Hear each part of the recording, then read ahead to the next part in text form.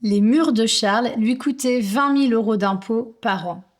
Charles détenait avec son épouse 50% d'une SCI qui détenait elle-même l'immeuble d'exploitation. La totalité du loyer était mobilisée pour payer l'emprunt sur 17 ans. Donc il ne dégageait aucune trésorerie de ce placement immobilier.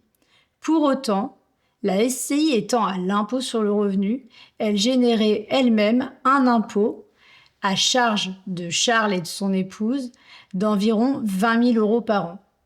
Donc payer 20 000 € d'impôt sur une somme dont on ne dispose pas, c'est un schéma très classique en immobilier, mais qui est peu acceptable patrimonialement parlant.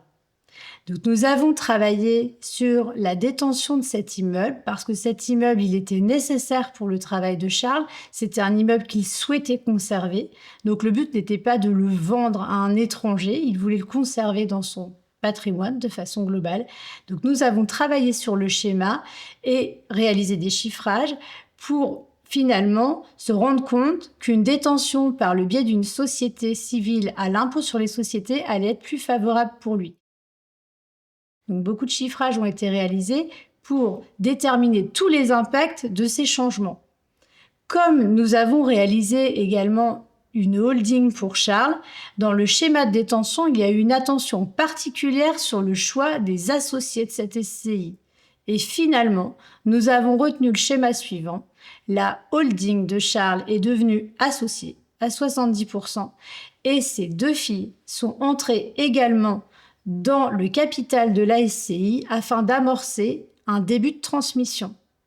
Ce schéma a été retenu, il est vraiment fait sur mesure et ce n'est pas ce qu'il faut forcément faire dans tous les dossiers, mais il a été retenu parce que les objectifs de Charles étaient aussi d'apporter un peu de pédagogie à ses enfants qui allaient finalement hériter d'un patrimoine qu'elle n'aurait pas construit elle-même et qui pouvait paraître assez obscur.